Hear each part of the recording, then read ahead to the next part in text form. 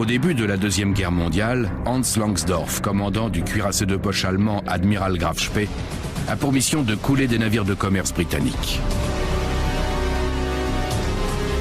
Le Graf Spee devient l'ennemi public numéro 1 du Royaume-Uni et Langsdorff, la cible de la marine la plus puissante du monde.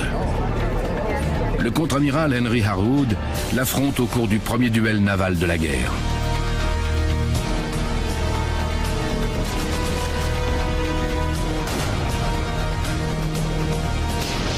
Langsdorff est blessé et son navire victime d'avaries importantes.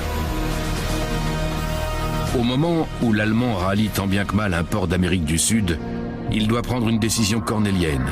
Hitler l'accusera de lâcheté alors qu'il aura tenté de sauver son navire, son équipage et l'honneur de sa patrie. Depuis plus de 70 ans, le Graf Spee cache un secret dans l'embouchure du Rio de la Plata. Mais aujourd'hui, nous allons vous révéler la vérité entourant son naufrage.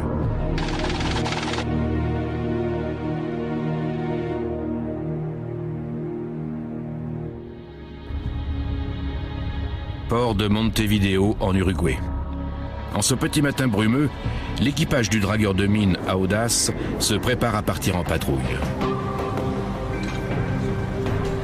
Sa destination, un endroit à quelques milles nautiques à l'est de la capitale.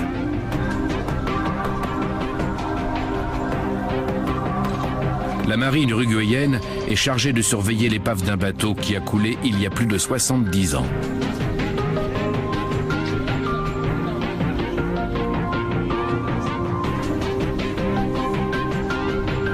Comme souvent pendant l'hiver austral, la visibilité ce matin est inférieure à 300 mètres. Mais ces marins ont un rendez-vous à ne pas manquer avec l'admiral Graf Spee. À distance de sécurité, la Audace jette l'ancre et ses plongeurs se préparent pour l'inspection habituelle.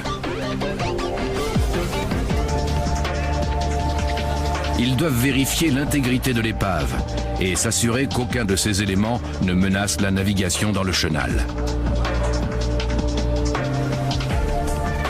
En 2006, la marine uruguayenne a interdit l'accès à cette zone. Entre autres, pour tenir à distance les chasseurs de souvenirs néo-nazis.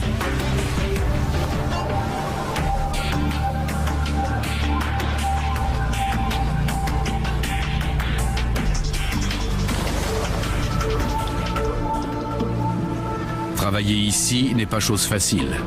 Les courants forts peuvent emporter les plongeurs inexpérimentés. Et sous l'eau, la visibilité n'excède guère une trentaine de centimètres. Il est donc très facile de perdre tout sens de l'orientation. Le plancton recouvre aujourd'hui le cuirassé. Mais l'informatique nous permet de découvrir ce qui se cache dans les eaux côtières. Un colosse de 186 mètres de long. Il repose, mystérieusement intact, depuis plus de 70 ans dans l'embouchure du Rio de la Plata.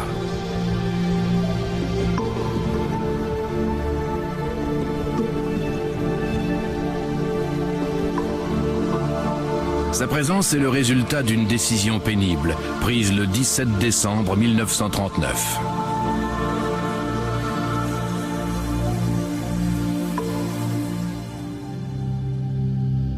Le Graf Spee est le fruit d'un dilemme. Les ingénieurs du chantier naval impérial doivent construire des cuirassés pour l'Allemagne, alors que le pays n'en a pas le droit.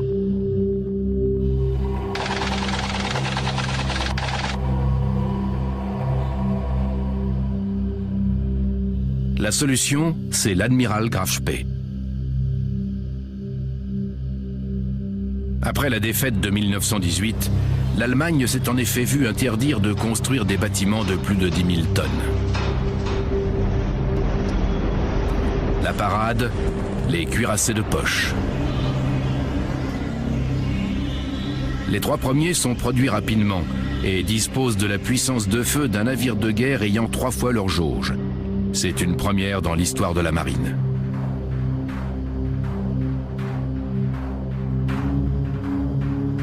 Avec ces cuirassés de poche, l'Allemagne va retrouver son statut de grande puissance sans pour autant enfreindre les règles imposées par les vainqueurs de la Première Guerre mondiale, la Grande-Bretagne en tête.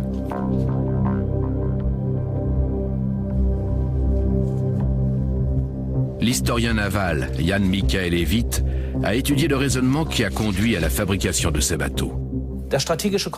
Le concept stratégique à l'origine du Graf Spee était le suivant. Ce navire devait être plus rapide que tous ceux ayant une puissance de feu supérieure. Et sa puissance de feu devait être supérieure à celle de tous les bâtiments plus rapides. Il devait intervenir juste avant la guerre, et il était conçu pour lutter contre les navires de commerce ennemis.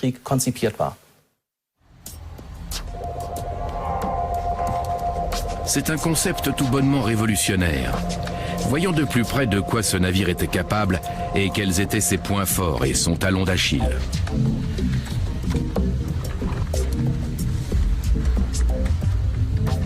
Parfaitement adapté à son rôle de pirate de haute mer, il a une coque novatrice. Pour la première fois sur un bâtiment de ce gabarit, elle n'est pas rivetée, mais soudée. Car moins il y a d'aspérité, moins l'eau exerce de résistance. Et cela permet d'alléger le bateau, même si pour limiter le poids total, il faut aussi sacrifier des éléments de blindage importants. Le Graf Spee est propulsé par des diesels et non par les habituelles turbines à vapeur.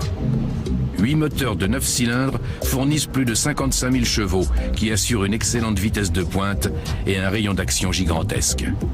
Mais s'il est extrêmement efficace, ce groupe moteur est complexe et n'a jamais été utilisé. Le Graf Spee est un pur sang dessiné pour la course en mer. Et comme un cheval, il va avoir besoin d'attention et de soins permanents.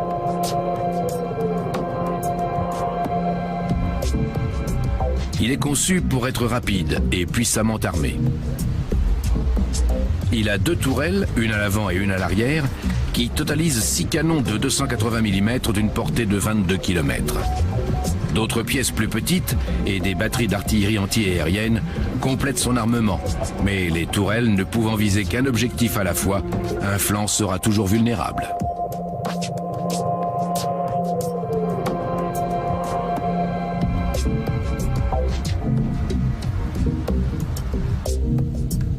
De plus, son blindage est tellement léger qu'il en est presque inexistant.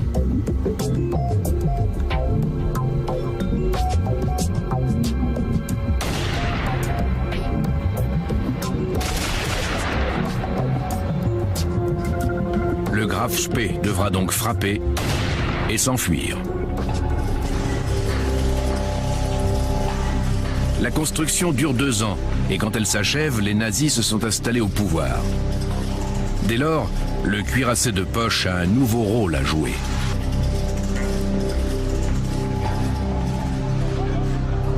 Le rôle de vitrine de la Kriegsmarine. Pourtant, alors que les nuages se massent au-dessus de l'Europe, le poste de commandant de ce navire prestigieux échoua à un candidat inattendu.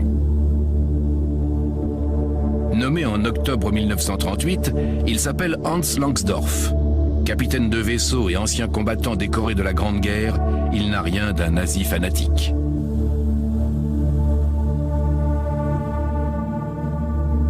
Il est entré dans la marine impériale à l'âge de 18 ans en tant que cadet. Après la Première Guerre mondiale, marié et père de famille, il a servi à Berlin, à l'amirauté, et au milieu des années 1930, il s'est taillé une solide réputation d'administrateur. Mais il ne s'est pas engagé dans la marine, qui plus est contre le vœu de ses parents, pour finir derrière un bureau. Il se considère comme un marin et un combattant, mais doué de conscience. Comme le voulait la tradition familiale, il avait pensé devenir pasteur.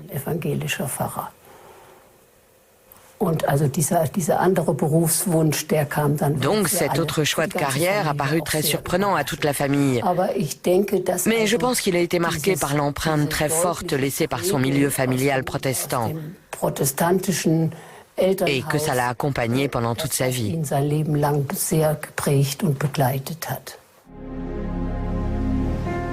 Langsdorff, n'éprouvant que peu de sympathie à l'égard du gouvernement nazi de Berlin, il réclame un poste aussi éloigné que possible de la capitale. Quand il se voit confier le commandement d'un fleuron de la marine allemande, il a l'impression de décrocher le gros lot, car le Graf Spee est le navire le plus moderne de son époque. Il va le piloter en pleine mer et montrer de quoi il est capable.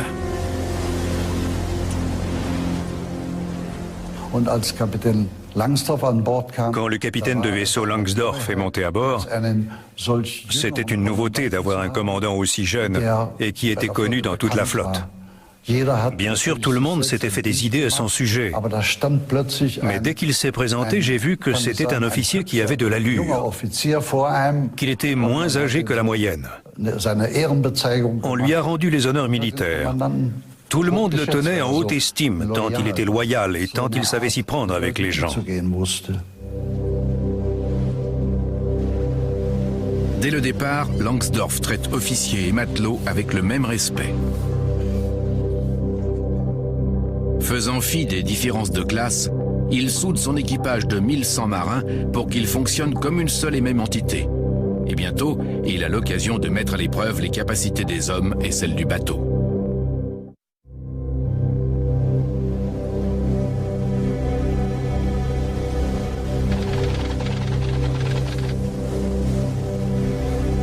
Alors qu'en Europe les tensions montent, le Graf Spee est envoyé en mission secrète. L'équipage ignore où il va. Seul le commandant connaît la destination et il commence l'expédition par une feinte. Il fait d'abord route vers le nord.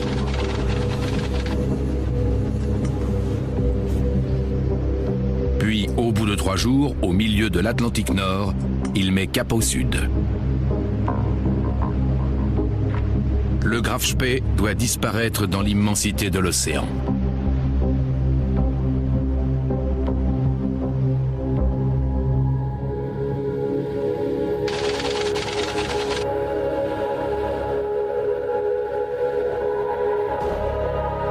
Dans les archives, on trouve un document qui éclaire les décisions contestées que Langsdorff va prendre au cours des semaines suivantes.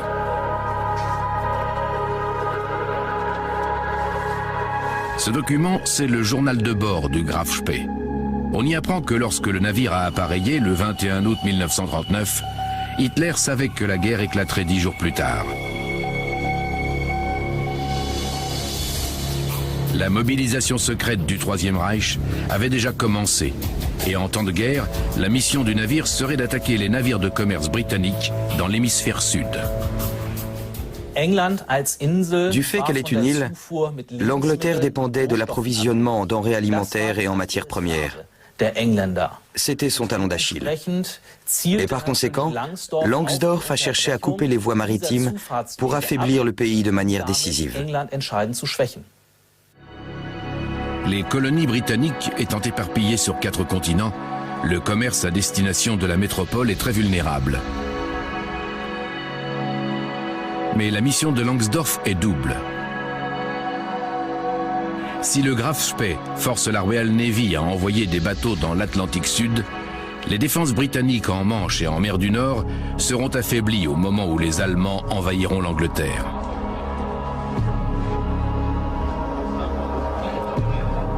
Le bâtiment a donc ordre de faire flèche de tout bois pour couler autant de cargos de Sa Majesté que possible.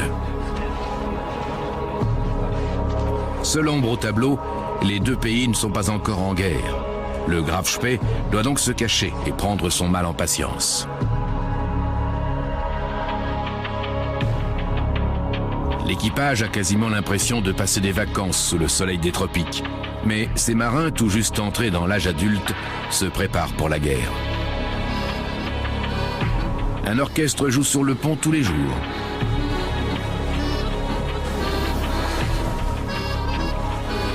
Les haut-parleurs diffusent des airs allemands. Beaucoup de ces marins sont loin de leur foyer pour la première fois. Langsdorff les laisse profiter de ces moments de paix.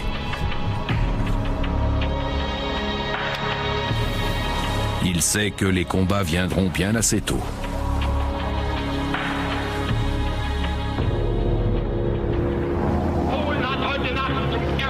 Le 1er septembre 1939, dans une allocution radiophonique, Adolf Hitler accuse des forces polonaises d'avoir attaqué l'Allemagne.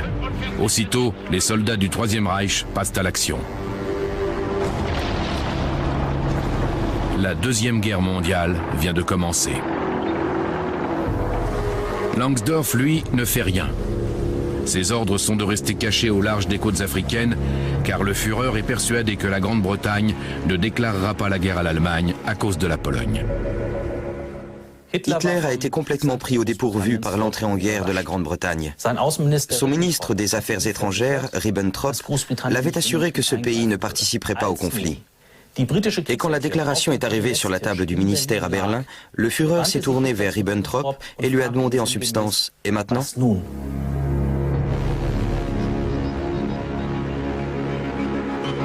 Le haut commandement patiente encore 3 semaines, puis le 26 septembre autorise les attaques contre la marine marchande britannique.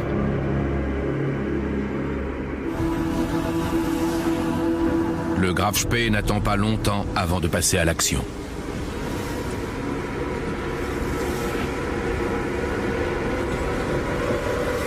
En mettant le cap à l'ouest pour croiser les routes commerciales de l'ennemi avec l'Amérique du Sud, il intercepte sa première victime.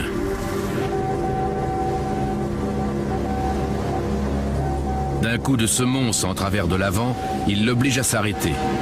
L'équipage britannique redoute le pire, mais Langsdorff capture les marins avant de couler leur bateau. Il applique les règles de la guerre à chaque attaque, mais certains commandants le contestent. Le capitaine de vaisseau Dove a quitté l'Africa Shell pour monter à bord. Il portait un Bermuda et un... comment ça s'appelle déjà ? Un casque colonial. En arrivant à bord, il a dit « Je me trouvais dans la zone détroit nautique ». Notre commandant a répondu « Non, ce n'était pas le cas. Vous étiez à l'extérieur, sinon nous n'aurions pas attaqué. » Ils se sont un peu disputés et le commandant a dit « Venez dans ma cabine ».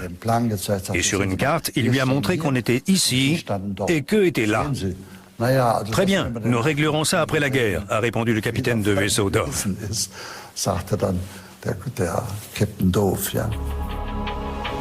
L'Allemand traite son homologue britannique en ami digne de confiance.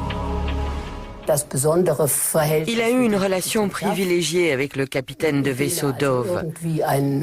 Il a trouvé en cet homme quelqu'un qui lui correspondait et avec qui il pouvait réellement discuter.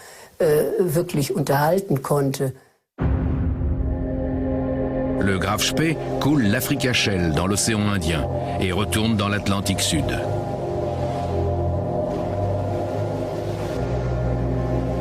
Langsdorff s'efforce de brouiller les pistes.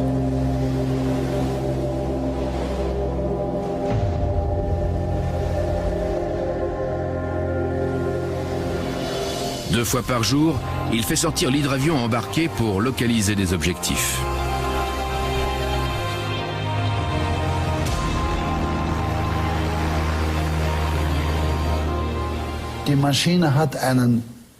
L'avion effectuait un circuit en triangle.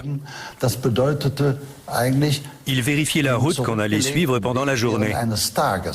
Ensuite, il revenait et il nous indiquait à l'aide de signaux divers qu'il y avait un navire à tel endroit, qu'il suivait tel cap et qu'il était à telle distance. Ensuite, on n'avait plus qu'à se diriger là où l'avion avait signalé la présence du navire de commerce anglais.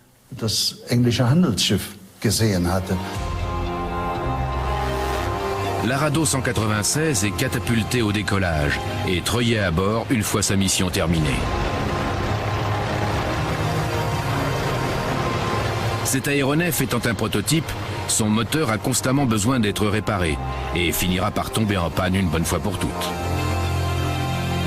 Mais il y a suffisamment de cibles pour les torpilles du Graf Spee. Lors de la première semaine d'hostilité, environ 14 000 tonnes sont coulées.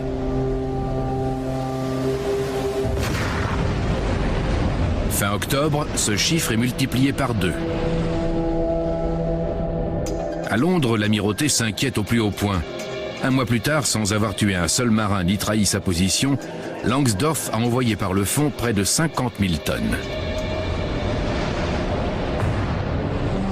Mais comme son bateau, le commandant a un point faible. Langsdorff était très agréable. Il s'entendait très bien avec ses prisonniers britanniques, qui avaient le plus grand respect pour lui, et c'était un bon marin. Mais il était porté sur l'offensive. Il nourrissait la frustration profonde que partageaient tous les officiers de la marine allemande. À savoir qu'à titre individuel, il pouvait vaincre les Britanniques, mais que ces derniers seraient toujours bien plus forts. Son instinct lui soufflait de prendre des risques, et il en a pris un de trop. Le cuirassé de poche parvient toujours à s'enfuir sans être repéré, caché dans l'immensité de l'océan. Il se déplace si rapidement que les Britanniques n'arrivent même pas à savoir s'ils affrontent un seul ennemi ou deux.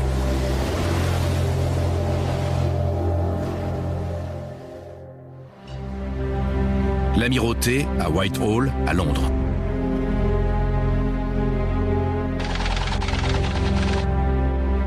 C'est le centre nerveux de la Royal Navy. C'est ici que tout est concentré, entre autres les renseignements concernant les observations de navires amis ou neutres. Et on ne chôme pas. Il faut débusquer l'amiral Graf Spee. Mais les renseignements sont tellement minces que les Britanniques ignorent même dans quel périmètre lancer des recherches. L'Amirauté envoie donc 8 groupes de chasse pour localiser l'ennemi. Le deuxième objectif de la stratégie allemande est atteint. Les bâtiments de la Royal Navy doivent s'éloigner des eaux territoriales à la recherche d'un seul cuirassé de poche.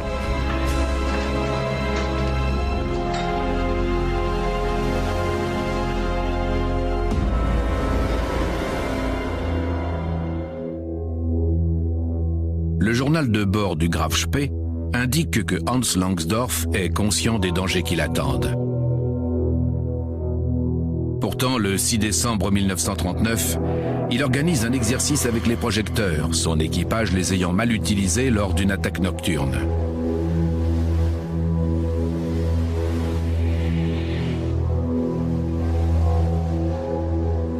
Les projecteurs du Graf Spee sont visibles de très loin. Dans l'Atlantique Sud, le cuirassé censé rester invisible se met à briller de 1000 feux. Soudain, une vigie repère un cargo à l'horizon. N'arrivant pas à savoir s'il s'agit d'un ennemi, Langsdorff le laisse s'échapper.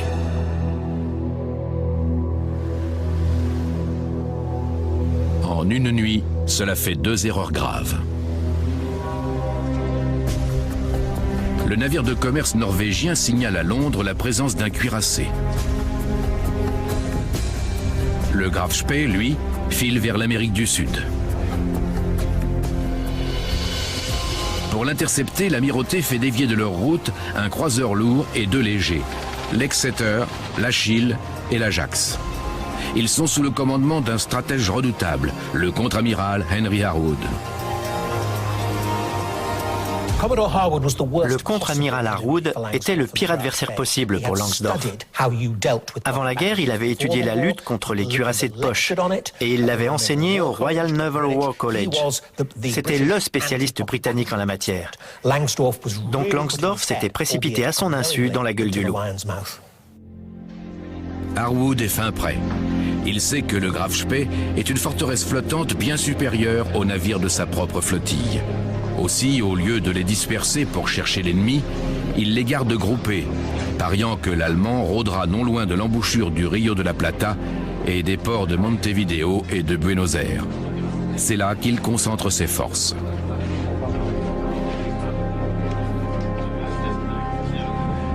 Il prépare une manœuvre d'enveloppement. L'Exeter attaquera d'un côté, l'Ajax et l'Achille de l'autre, puisque l'adversaire ne peut tirer que dans une direction.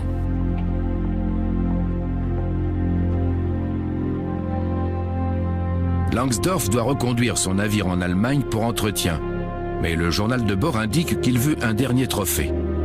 Il compte attaquer un convoi bénéficiant d'une escorte, ce qui lui donnera l'occasion de couler sans prévenir des navires ennemis au cours d'une vraie bataille navale.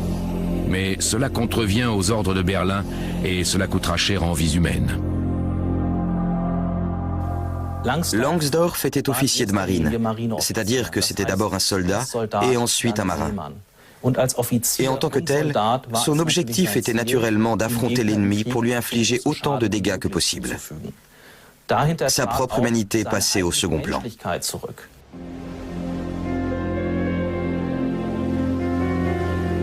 Lorsque les services de renseignement allemands signalent la présence d'un convoi britannique au large des côtes sud-américaines, Langsdorff saute sur l'occasion.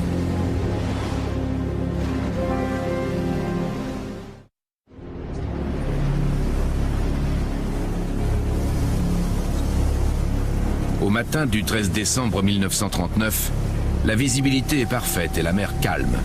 C'est le temps idéal pour se battre.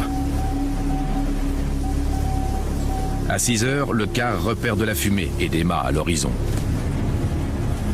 Langsdorff fait mettre en avant toute et dirige son navire vers ce qu'il prend pour un convoi britannique. Mais les cargos sont en fait les bâtiments de guerre de Harwood. Langsdorff a été informé de la présence d'un croiseur léger et de 2 destroyers britanniques. En réalité, il s'agissait d'un croiseur lourd et de 2 légers. Par conséquent, il a essayé d'anéantir celui de ses adversaires qu'il pensait être le plus faible pour échapper à la poursuite.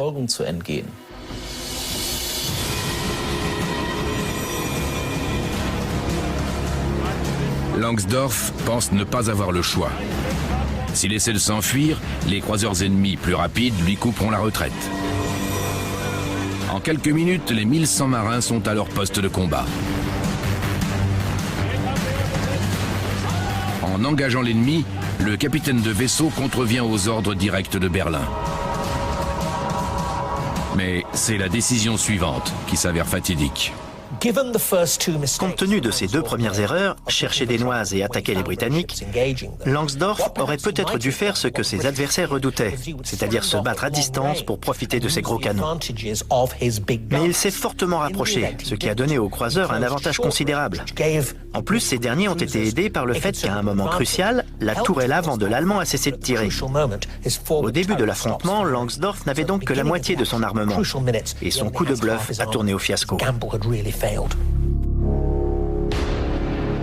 Ces canons ont une portée de 22 km, mais Langsdorff s'approche nettement plus près de l'ennemi et devient vulnérable. Les Britanniques tirent salve après salve, torpille après torpille, jetant toute leur force dans la bataille.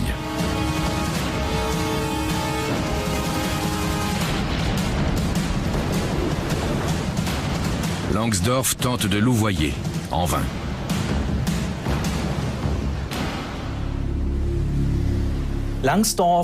Dans les années 1920, Langsdorff avait commandé une flottille de torpilleurs. Aujourd'hui, il serait commandant de destroyers. Et il s'est servi du Graf Spee comme d'un destroyer, en tenant compte de sa mobilité, de sa capacité à changer de cap rapidement pour échapper à l'adversaire et éviter les canons et les torpilles ennemies. Mais ce faisant, il n'a pas exploité son atout, son artillerie lourde qui était nettement supérieure à celle des Britanniques. La bataille fait rage pendant plus d'1 heure dans l'Atlantique Sud. Attaqué par bâbord et par tribord, le cuirassé de poche est soumis à rude épreuve.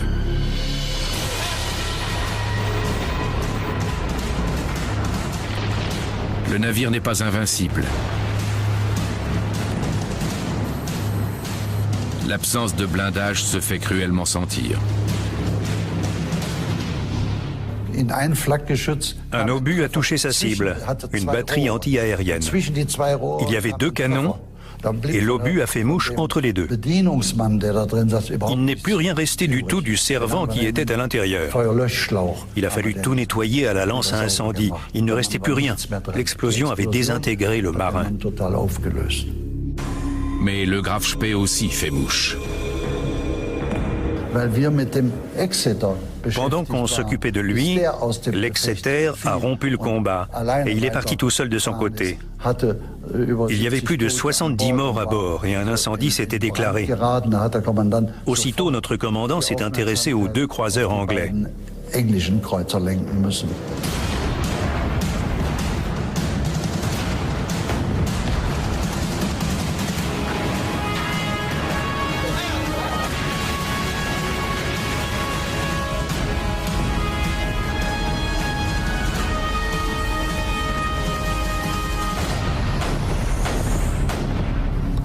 À ce moment-là, on a encaissé plusieurs obus parce que les deux croiseurs avaient pu s'approcher de nous.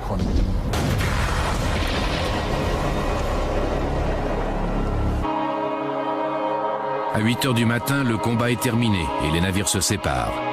Personne ne sait qui est vainqueur. Les Britanniques ignorent l'étendue des dégâts qu'ils ont infligés à l'ennemi. Hans Langsdorff n'entrevoit qu'une possibilité: rallier le port en eau profonde le plus proche.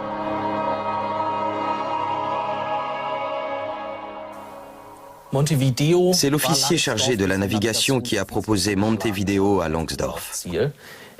On entend souvent dire qu'il aurait peut-être fallu pousser jusqu'à Buenos Aires. Mais le problème, c'est que le Rio de la Plata charrie énormément de boue et elle aurait risqué de boucher l'aspiration du système de refroidissement. Les machines seraient tombées en panne et de fait, le navire aurait été perdu. 270 degrés tribord. Langsdorff se dirige vers le port en avant lente.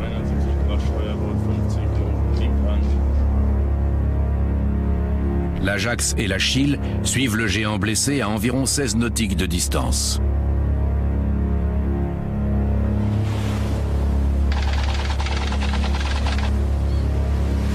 À Montevideo, Langsdorff est sûr de recevoir de l'aide. L'Uruguay est neutre et au terme de la convention de La Haye, le pays doit autoriser le Graf Spee à faire des réparations indispensables. Le navire est en piteux état. Une partie du circuit du moteur diesel est endommagée et la coque est percée au-dessus et en dessous de la flottaison. Langsdorff a besoin d'un maximum de temps pour réparer s'il veut rallier l'Allemagne. Mais la neutralité de l'Uruguay est toute théorique.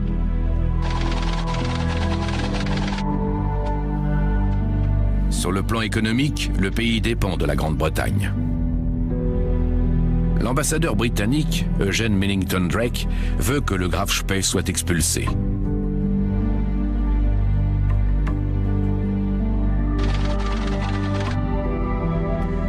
Son homologue allemand, Otto Langmann, va faire de son mieux pour que le cuirassé de poche puisse rester le temps nécessaire. Mais tout va se liguer contre lui.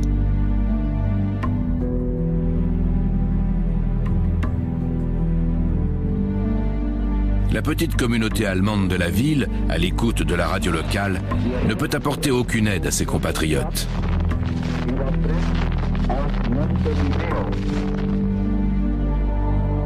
Les journaux spéculent sur l'arrivée éventuelle de renforts britanniques et sur un ultimatum obligeant le Graf Spee à quitter le port.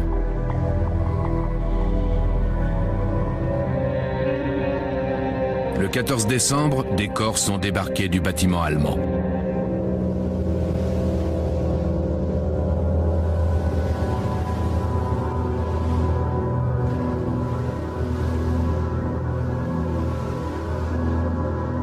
Quelques heures plus tard, c'est au tour des prisonniers britanniques. À Montevideo, ce sont des hommes libres. Pas un seul prisonnier n'a trouvé la mort pendant le combat naval. Pendant que Langsdorff est à l'ambassade allemande, Millington Drake négocie avec les autorités uruguayennes qui déclarent que le Graf Spee est en mesure d'appareiller.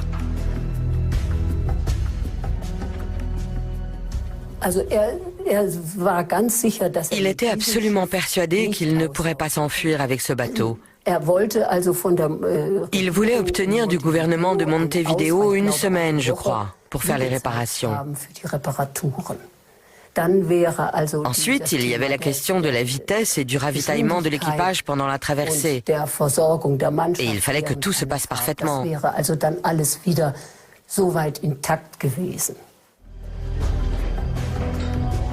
L'ambassadeur allemand reçoit l'ultimatum. Le Graf Spee devra être parti au plus tard le 17, c'est-à-dire 4 jours seulement après son arrivée.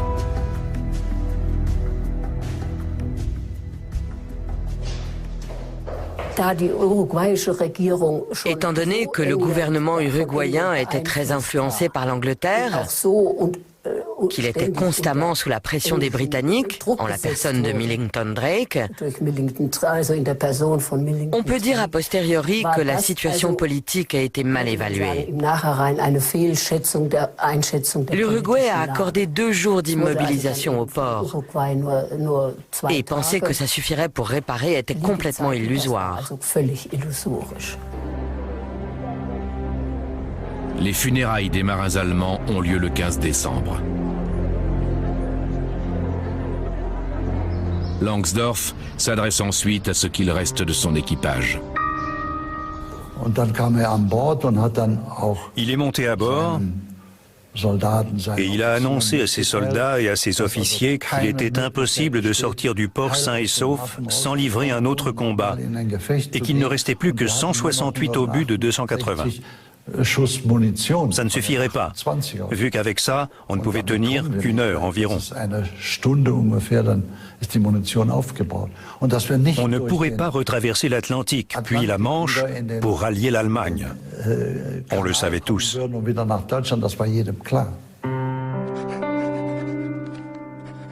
Une deuxième bataille contre les Anglais n'aurait qu'une issue possible. La situation étant sans espoir, les hommes écrivent à leur famille. À l'autre bout de Montevideo, un jeune immigré allemand décrit l'étrange face-à-face. Nous apprenons qu'une flotte britannique tout entière s'est rassemblée à l'embouchure du fleuve pour attendre le Graf Spee. Les marins sont pris au piège.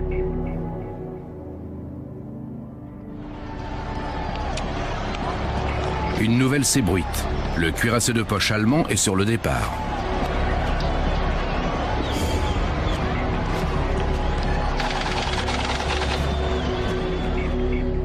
À 18 h, il quitte le port. Mais Hans Langsdorff a préparé un plan et réduit son équipage au strict minimum. Hans Wabel est un des 40 hommes à en faire partie. À ce moment-là, j'ai démonté 6 cônes de torpilles qui étaient prêtes à être utilisées. Il s'agissait de pièces qui mesuraient environ 1,50 m de haut et qui contenaient 300 kg d'explosifs. Langsdorff compte bien priver l'ennemi de sa victoire.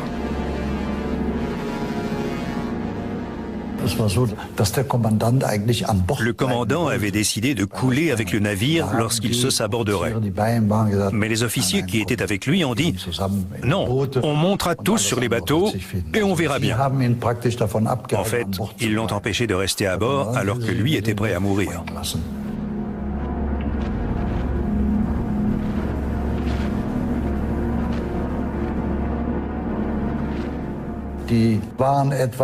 On avait quitté le navire depuis une vingtaine de minutes quand l'explosion a eu lieu. Le commandant était assis, la tête appuyée sur la main, côté bâbord, et on voyait ce qui se passait en lui.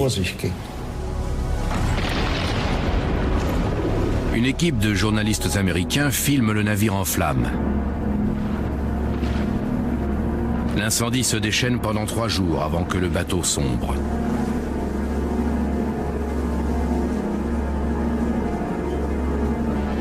Mais Langsdorff a damé le pion à ses ennemis. Ce ne sont pas eux qui ont coulé son navire.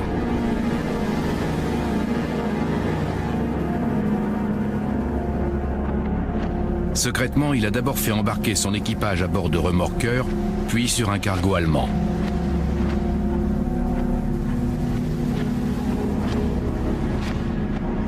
Ce dernier a remonté le Rio de la Plata pour conduire les marins jusqu'à la capitale argentine, Buenos Aires. De cette manière, le commandant nous a sauvé la vie, et on l'a tous compris à cet instant. On était tous dans le même état d'esprit. Notre navire avait disparu, et on attendait de voir ce qui allait se passer. On espérait tous rentrer en Allemagne. L'hôtel des Inmigrantes de Buenos Aires. En temps de paix, c'est le premier arrêt pour les immigrés qui entrent en Argentine.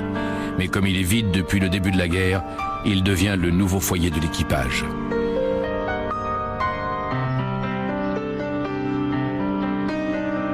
Langsdorff a encore une responsabilité à l'égard de ces hommes. S'arranger pour que les autorités les traitent comme des naufragés, car ce n'est qu'à cette condition qu'ils échapperont à une incarcération. Mais en vertu du droit international, l'Argentine, pays neutre, doit les garder comme prisonniers. La seule concession du gouvernement argentin consiste à les autoriser à vivre dans des familles allemandes de la capitale. En revanche, ils n'ont aucun espoir de rentrer chez eux. Dans son discours, le commandant a déclaré qu'il était très satisfait du comportement de l'équipage et qu'on allait voir comment on allait s'en sortir.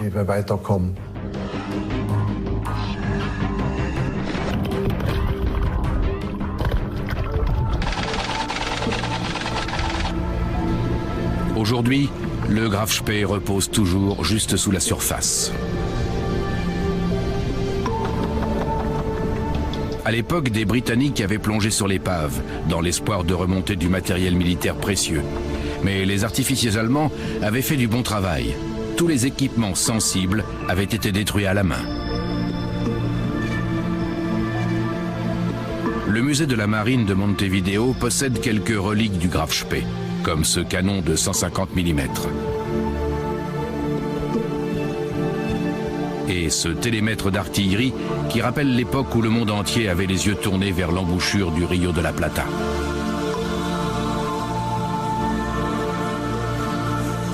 Langsdorff endosse la responsabilité de la perte de son navire, mais les journaux sud-américains le traitent de lâche.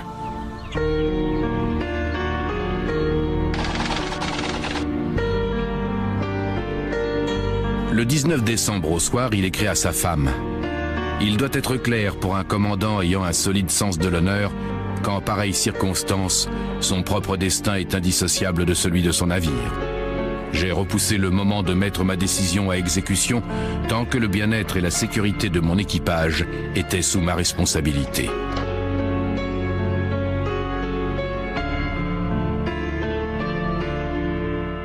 Dans sa chambre, Langsdorff s'allonge sur le pavillon du Graf Spee. C'est son dernier geste en tant que commandant. Il a dit, et ces mots sont importants, « Nous prouverons au monde qu'il existe un honneur allemand. » À l'époque, je n'avais pas compris ce qu'il entendait par là, alors que c'était évident pour lui. Et le lendemain, on a appris qu'il était mort. Ce suicide fait la une dans le monde entier. Au début de la guerre, un tel geste a encore la force de choquer. Pour lui, la décision était prise. Il s'est dit « Je ne peux pas m'enfuir avec mon navire, sinon ni lui ni mes hommes ne vont en réchapper. En revanche, je peux saborder le bâtiment pour qu'il ne tombe pas aux mains de l'ennemi et pour sauver l'équipage. » Mais en accord avec la tradition et avec ma conception de l'honneur, je ne peux pas faire autrement que de suivre mon bateau.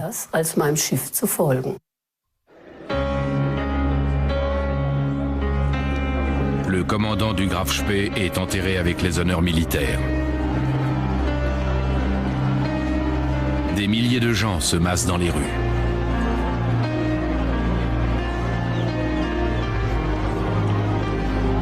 L'équipage accompagne le cercueil. Des immigrés allemands, des Argentins et même quelques Britanniques viennent rendre hommage aux marins.